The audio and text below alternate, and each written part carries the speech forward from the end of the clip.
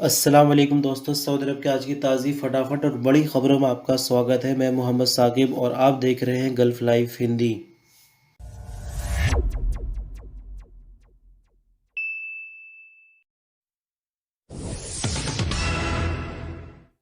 तो दोस्तों, सबसे पहले न्यूज़ बुलेटिन की शुरुआत में बात करेंगे फ़्लाइट को लेकर। हालांकि आप लोग पहले से ये खबर सुन चुके होंगे, लेकिन थोड़ा सा और डीपली इस खबर को हम लेकर चलेंगे। तो अरब न्यूज़ के मुताबिक 17 मई से फ़्लाइट का ऑपरेशन शुरू हो जाएगा रात 1 बजे से, लेकिन 20 कंट्री अभी भी इससे बाहर रखी गई है। वो कंट्रीज़ कौन कौन सी है? Argentina, UAE, Germany, US, Indonesia, Ireland, Italy, Pakistan, Brazil, Portugal, UK, Turkey, south Africa, Sweden, Switzerland, France, Lebanon, Egypt, India and Japan. यानी अरब न्यूज़ की अगर हम माने तो इन कंट्रीज़ को फ्लाइट के ऑपरेशन से बाहर रखा गया है। यानी स्टिल इंडिया का फ्लाइट ऑपरेशन सऊदी अरब के लिए बैन रहेगा 17 मई के बाद भी। लेकिन आपको बता दूं कि न्यूज़ की सोर्स क्या है, यानी आधार क्या है न्यूज़ को लिखने का।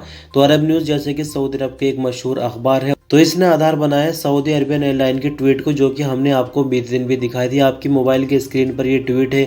इसमें किसी भी कंट्री का कोई नाम नहीं लिखा हुआ है, सिर्फ ये कहा जा रहा है कि जिन देशों में कोविड-19 ज़्यादा फैला हुआ है उनके लिए फ़्लाइट का ऑपरेशन शुरू नहीं किया जाएगा। यहाँ पर 20 कंट्री का कोई जिक्र नहीं हुआ है। और जो 20 कंट्रीज़ मैंने आपको बताई है, अरब न्यूज़ ने जो खबर छापी है वो पुरानी लिस्ट के आधार पर बताई है, जो जनवरी में फ़्लाइट बैन की गई है। वहाँ से वो पुरानी न्यूज़ उठा ली है और इसको थोड़ा सा अपडेट कर दिया है। यानी अभी घबराने वाली कोई बात नहीं है। सऊदी अरबियन एयरलाइन को कोई हक नहीं है कि वो कंट्रीज़ की लिस्ट जारी करे कि वो कहाँ फ़्लाइट का ऑपरेशन शुरू होगा और कहाँ नहीं होगा। Saudi General Authority for Civil Aviation, ये नाम आप अक्सर सुनते रहते हैं हमारे ही चैनल पर। तो ये अथॉरिटी डिसाइड करेगी कि फ़्लाइट का ऑपरेशन किन कंट्रीज़ के लिए शुरू किया जाएगा और किन कंट्रीज़ के लिए शुरू नहीं होगा। यानी इसकी तरफ से अभी कोई ऑफिशियल अनाउंसमेंट नहीं आया है। सऊदी अरबियन एयरलाइन या फिर अरब न्यूज़ के कहने से कुछ नहीं हो जाता है। यानी जिस तरह से अभी खबर वायरल हो रही है कि 20 कंट्री को लगातार बैन किया जाएगा सऊदी अरब में, यानी 17 मई के बाद भी फ़्लाइट का ऑपरेशन इन कंट्रीज़ के लिए शुरू नहीं होगा, तो इस खबर को सही मानने के लिए कोई ठोस अभी सबूत नहीं है। तो इसलिए घबराने की कोई ज़रूरत नहीं है जब तक कि official announcement Saudi General Authority of Civil Aviation की तरफ से नहीं आ जाता है। और हो सकता है कि फ़्लाइट के ऑपरेशन की डेट को और आगे बढ़ाया जाए। कोई गारंटी अभी बिल्कुल भी नहीं है, किसी भी तरह का कोई ऑफिशियल अनाउंसमेंट नहीं है। तो सही और ऑथेंटिक खबर के लिए हमें इंतजार करना होगा सऊदी सिविल एविएशन की तरफ से किसी भी तरह के अनाउंसमेंट का। अरब ज्वाइंट फोर्स के प्रवक्ता कर्नल तुर्की अल माली का कहना है कि जुमेरात और जुमे की बीच रात हूसियों का एक नया ड्रोन हमला नाकाम बना दिया गया है। अरबिया नेट के मुताबिक अरब ज्वाइंट फोर्स ने बताया कि हूसियों की तरफ से ड्रोन दक्षिणी सऊदी अरब की तरफ हमले के लिए भेजा गया था, जिसे टारगेट पर पहुंचने से पहले ही नाकाम बना दिया गया। आपकी जानकारी के लिए बता दें कि इसी तरह का एक हमला जुमेरात की सुबह सवेरे भी हूसियों की तरफ से किया गया, जिसे टारगेट पर पहुंचने से पहले ही नाकाम बना दिया गया था। यानी इस तरह से 2 दिनों में 2 हमले हूसियों की तरफ से सऊदी अरब पर हुए हैं। लेकिन अच्छी बात यह है कि हमलों को रास्ते में ही रोककर नाकाम बना दिया गया।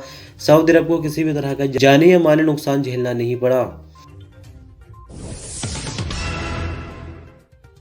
सऊदी मिनिस्ट्री ऑफ हेल्थ का कहना है कि ताज़ा आंकड़ों के मुताबिक कोरोना वायरस की 77,12,432 डोज दी जा चुकी हैं। अल अखबारिया और अखबार 24 के मुताबिक मिनिस्ट्री ऑफ हेल्थ ने अपने बयान में कहा कि बीते 24 घंटों के दौरान सऊदी शहरी और यहाँ रहने वाले अजनबियों को कोरोना वैक्सीन की 1,74,600 से ज़्यादा खुराकें दी गई हैं। सऊदी मिनिस्ट्री ऑफ हेल्थ का कहना है कि मंगलवार से उसने एक बार फिर से वैक्सीन की मुहिम तेज कर दी है। सऊदी शहरियों और यहाँ रहने वाले अजनबियों को फाइजर के साथ और भी दूसरी तरह की वैक्सीन दी जा रही है। आपकी जानकारी के लिए बता दें कि मिनिस्ट्री ऑफ हेल्थ ने कोरोना वैक्सीन का पहला चरण 17 दिसंबर 2020 को शुरू किया था, जबकि दूसरे चरण की शुरुआत 18 फरवरी 2021 को की गई। नए मरहले के तहत सऊदी अरब के सभी इलाकों में वैक्सीन सेंटर बनाए गए हैं और वैक्सीन सेंटर्स में बड़े पैमाने पर लोगों को वैक्सीन लगाई जा रही है। मक्का मुकर्रमा में पब्लिक ट्रांसपोर्ट प्रोजेक्ट के तहत तैयार किए जाने वाले मॉडल स्मार्ट बस स्टैंड का उद्घाटन कर दिया गया है। तस्वीर के माध्यम से आप देखकर अंदाज़ा लगा सकते हैं कि किस तरह का ये स्मार्ट बस स्टैंड दिखता है। सबक न्यूज़ के मुताबिक मक्का पब्लिक ट्रांसपोर्ट प्रोजेक्ट के तहत शहर के अलग अलग इलाकों में 445 टोटल स्मार्ट बस स्टैंड बनाए जाएंगे। बस स्टैंड में लेटेस्ट टेक्नोलॉजी इस्तेमाल की गई है, जहां लगी स्क्रीन पर बसों के रूट्स, टाइम और दूरी को देखा जा सकेगा। आने वाली बस में कितने मुसाफिर बैठे हुए हैं, इसी के साथ और भी क्या सुविधाएं बस के अंदर मिलेगी, सभी चीज़ों का पता स्क्रीन पर चल जाएगा जो कि स्मार्ट बस स्टैंड पर लगी होंगी। स्मार्ट बस स्टैंड के उद्घाटन के मौके पर बात करते हुए जनरल ट्रांसपोर्ट प्रोजेक्ट के डायरेक्टर जनरल ने कहा कि नई टेक्नोलॉजी और डिजाइन वाले पहले मॉडल बस स्टैंड के उद्घाटन का मकसद बस स्टैंड की क्वालिटी को जांचना और हर तरह से ये संतुष्टि कर लेना है कि जो प्रोजेक्ट को शुरू होने से पहले खूबियां बताई गई थी वो सब देखने को ग्राउंड लेवल पर मिल रही है या नहीं। यानी फिलहाल जो उद्घाटन किया गया है बस स्टैंड का वो सिर्फ देखने के लिए तजुर्बे के तौर पर किया गया है, और अगर तजुर्बा कामयाब हो जाता है यानी जो प्रोजेक्ट में चीज़ें बताई गई थी वही सब मिल जाती है तो इसी तरह के मक्का मुकर्रमा शहर भर में 445 बस स्टैंड बनाए जाएंगे जो कि इस साल के अंत तक बन जाएंगे। सऊदी अरब के मौसमी विभाग का कहना है कि जुमा यानी 23 अप्रैल को सऊदी अरब के ज़्यादातर इलाकों में बादल छाए रहेंगे, जबकि जाज़ान, नासिर, बाहा और मक्का मुकर्रमा के ऊपरी इलाकों में पहले तेज़ हवाएं चलेंगी और फिर गरज चमक के साथ बारिश होने की उम्मीद है। आजिल अखबार के मुताबिक मौसमी विभाग का आगे कहना है कि मदीना मुनव्वरा, तबूक, अल-जौफ और नॉर्दर्न बॉर्डर रीजन में मौसम में धुंध छाई रहेगी। नेशनल सेंटर का आगे कहना है कि सऊदी अरब में जुमे को सबसे ज़्यादा टेम्परेचर यानी 42 डिग्री सेंटीग्रेड मक्का मुकर्रमा और सबसे कम टेम्परेचर यानी 15 डिग्री सेंटीग्रेड अबहा में होगा। सऊदी अरब में कोरोना के नए मामले लगातार 1000 के ऊपर चल रहे हैं, लेकिन इस बीच अच्छी खबर ये मिली कि जो रिकवरी है वो नए केस को भी क्रॉस कर गई है। यानी बीते 24 घंटे के दौरान की अगर हम बात करें तो 1055 नए केस रिकॉर्ड पर आए हैं, जबकि नई रिकवरी 1086 रिकॉर्ड की गई है। साथ ही मरने वालों की नई तादाद 11 रही।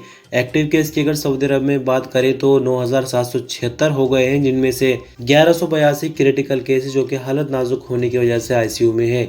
तो इस तरह से 1055 नए केस रिकॉर्ड पर आने के बाद कुल केसों की तादाद 4,09,093 हो गई है, जबकि 1086 नई रिकवरी रिकॉर्ड पर आने के बाद कुल रिकवरियों की तादाद 3,92,448 हो गई है। साथ ही मरने वालों की अगर बात करें तो 11 नई मौत होने के बाद कुल मरने वालों की तादाद 6,869 हो गई है।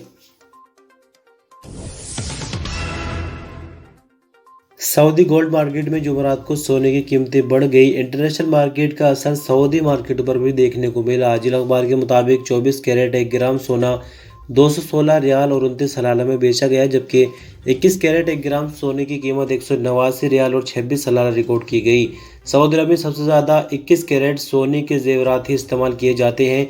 18 कैरेट 1 ग्राम सोने की कीमत 162 रियाल और 22 हलाला रही, जबकि 14 कैरेट 1 ग्राम सोने की कीमत 126 रियाल और 17 हलाला रिकॉर्ड की गई। एक औंस सोने की कीमत 6,731 रियाल और 25 हलाला रही, जबकि 21 कैरेट का 8 ग्राम सोने का बिस्किट 1514 रियाल और 6 हलाला में बेचा गया। सऊदी अरब के हेल्थ मिनिस्टर डॉक्टर तौफीक अल रबिया ने सब लोगों से कहा कि खुद की और दूसरों की सेहत व सलामती के लिए कोरोना की वैक्सीन ज़रूर लगवाएं। अखबार 24 के मुताबिक डॉक्टर अल रबिया ने कहा कि दुनिया भर में 950 मिलियन से ज़्यादा कोरोना की वैक्सीन दी जा चुकी है और वैक्सीन से किसी तरह का कोई साइड इफ़ेक्ट देखने को नहीं मिला, यानी वैक्सीन पूरी तरह से कारगर साबित हो रही है। हेल्थ मिनिस्टर ने आगे कहा कि सब लोग ये कड़वी सच्चाई अपने सामने रखें कि कोरोना की वजह से 30 लाख से ज़्यादा लोग अपनी ज़िंदगी की बाजी हार चुके हैं, जबकि 10 करोड़ से ज़्यादा लोग वायरस का दुख झेल रहे हैं। इन्हीं सब चीज़ों को ध्यान में रखते हुए खुद को वैक्सीन के लिए तैयार करें और वैक्सीन लगवाएं। मक्का मुकर्रमा रीजन पुलिस के प्रवक्ता का कहना है कि क्वारंटाइन और हेल्थ आइसोलेशन की हिदायत मिलने के बाद भी खुद को क्वारंटाइन न करने पर जद्दा और ताइफ में कोरोना के 10 पॉजिटिव मरीजों को गिरफ्तार कर लिया गया है। सऊदी प्रेस एजेंसी के मुताबिक पुलिस प्रवक्ता का कहना है कि कोरोना एसओपीज पर अमल की जांच करने वाली कमेटी और पुलिस ने ज्वाइंट कार्रवाई करके कोविड-19 के पॉजिटिव मरीजों को हिरासत में ले लिया है। उन्हें कानूनी कार्रवाई के लिए पब्लिक प्रोसिक्यूशन के हवाले कर दिया गया। आपकी जानकारी के लिए बता दें कि सऊदी अरब में अगर कोई कोरोना का पॉजिटिव मरीज पाया जाता है और उसको ये निर्देश दिए जाते हैं कि तुमको होम आइसोलेशन यानी क्वारंटाइन में घर के अंदर ही रहना है और वो बंदा ऐसा नहीं करता है और पुलिस की गिरफ्त में आ जाता है तो उसे 2 लाख रियाल तक का जुर्माना लग सकता है या 2 साल तक की कैद हो सकती है या दोनों सजाएं भी एक साथ दी जा सकती है। जबकि अगर यही गलती दोबारा दोहराई जा सकती है तो सजा जो है वो डबल हो जाती है। हरमैन शरीफैन के मैनेजमेंट ने मजबूर और बूढ़ों को आसानी की वजह से तवाफ की सुन्नतों के लिए मताफ का तहखाना रिजर्व कर दिया है। तवाफ के बाद 2 रकात नमाज मुकाम इब्राहिम के पास अदा की जाती है। वायरस के ज़माने में मैनेजमेंट ने मुकाम इब्राहिम के चारों तरफ सुन्नतों का इंतजाम पहली मंजिल पर किया है, जहां तक पहुंचने के लिए काफ़ी चलना पड़ता है। अखबार 24 के मुताबिक मजबूर और बूढ़ों को इस परेशानी से बचाने के लिए मताफ के सहन के नीचे मौजूद तय खाना खोल दिया गया है, ताकि मजबूर और बूढ़े लोग वहां सुन्नतें अदा कर सके और वहां से सफ़ा और मरवा की सही के लिए जा सके। तय खाने में एक वक्त में 150 लोग ही तवाफ की सुन्नत अदा कर सकेंगे। सऊदी मिनिस्ट्री ऑफ इंटीरियर के अबशिर पोर्टल की मैनेजमेंट टीम का कहना है कि अबशिर के जैसे फर्जी अकाउंट बनाकर लोगों को एसएमएस किए जा रहे हैं जो कि फेक है। किसी भी मैसेज का कोई जवाब नहीं देना है, ना ही भेजी गई लिंक पर क्लिक करना है। यानी हैकर्स जो है सऊदी अरब में नए नए फंडे अपना रहे हैं लोगों की पर्सनल डिटेल निकालने के लिए, और फिलहाल अबशिर की तरह से एसएमएस बनाकर लोगों को भेजे जा रहा है, जिस पर अबशिर की टीम ने लोगों को खबरदार किया है कि इस तरह की किसी भी एसएमएस का जवाब नहीं देना है। अखबार 24 के मुताबिक अबशिर पोर्टल सर्विस की तरफ से जारी बयान में कहा गया है कि सोशल मीडिया पर अबशिर सर्विस पोर्टल की मैनेजमेंट टीम जाहिर करते हुए कुछ अनजान लोग अबशिर यूजर्स को मैसेज भेज रहे हैं और लिंक्स पर क्लिक करने के लिए कहा जाता है। अबशिर पोर्टल की मैनेजमेंट टीम ने यूजर से कहा कि अबशिर अकाउंट पर लॉगिन होने के लिए गवर्नमेंट की तरफ से सिर्फ 2 ही लिंक जारी किए गए हैं, जो कुछ इस तरह से है www.moi.gov.sa और दूसरी लिंक www.abshir.sa। अबशिर की स्पेलिंग ABSHER.sa। तो इस तरह से सिर्फ 2 लिंक जो है वो गवर्नमेंट की तरफ से जारी किए गए हैं। किसी भी तरह की कोई और लिंक अबशिर से मिलते जुलते उस पर क्लिक नहीं करना। हो सकता है कि आपकी पर्सनल इन्फॉर्मेशन जो है वो लीक हो जाए और कोई नुकसान आपको उठाना पड़े। बल्दिया असीर की तरफ से रमजान मुबारक के शुरू से अब तक रीजन भर में 7,399 चेकिंग के दौरे किए गए। बल्दिया की टीमों ने चेकिंग के दौरान बड़े वायलेशन पाए जाने पर 277 दुकानें सील कर दी है। सब अखबार के मुताबिक असीर रीजन के मेयर डॉक्टर वलीद अल हमीदी का कहना था कि शहरियों और यहाँ रहने वाले अजनबियों की सेहत व सलामती की खातिर बल्दिया की तरफ से खाने पीने की चीजें बेचने वाले दुकानों पर खासकर नजर रखी जाती है और जहाँ कहीं कोई वायलेशन देखा जाता है उसके मुताबिक कार्रवाई की जाती है। आगे बल्दिया का कहना है कि अगर अपनी तरफ से कहीं कोई वायलेशन देखे तो 940 यानी 940 नंबर पर टोल फ्री कॉल करके बल्दिया को इसकी जानकारी जरूर दें। तबूक पुलिस का कहना है कि सऊदी शहरी के भागे हुए कातिल को गिरफ्तार करके पब्लिक प्रोसिक्यूशन के हवाले कर दिया गया। इससे पहले भी वो एक दूसरे सऊदी का कत्ल कर चुका था। सऊदी प्रेस एजेंसी के मुताबिक तबूक पुलिस के प्रवक्ता कर्नल खालिद अल गब्बान ने बताया कि कत्ल की वारदात करने वाला सऊदी शहरी जिसकी उम्र 30 साल के करीब है, उसे शुरुआती पूछताछ करने के बाद पब्लिक प्रोसिक्यूशन के हवाले कर दिया गया है।